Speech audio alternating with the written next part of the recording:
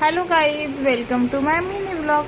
आज सकाळ सकाळी मी लवकर उठलेली आहे कारण इकडे सगळं लवकर उठतात, त्यामुळे लवकरच उठावं लागलं. तर माझी झोप पण अपूर्ण आहे कारण की बरेच दिवसानंतर त्यामुळे झोपसुद्धा झाली नव्हती.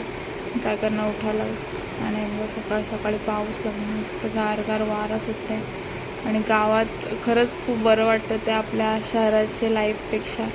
त्याच्यानंतर मी आंघोळ वगैरे केली आणि आता नाश्ता वगैरे करून घेते. तर चला.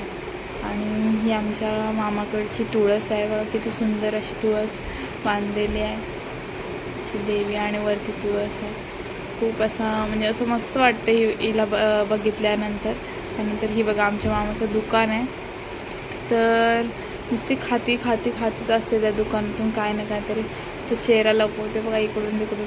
त्यानंतर मी जेवून घेते कारण की माझा अजून श्रावण मी सोडला नाही. आपले विसर्जन झाल्यावर मी सोडणार आहे गणपतीचे. मटकीची भाजी, शेंगदाण्याची चटणी होती आणि लोणचा पापड. आम्ही सगळे असेच बसलेलो, असंच गप्पा गोष्टी वगैरे चालू होत्या.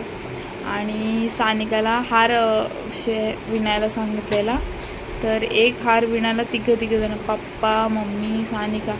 बाबा काय बोलणार ना, काय ठेवणार. त्यानंतर हा दुकान आहे, छोटंसंच आहे किराणा मालाचं दुकान, मस्त एकदम.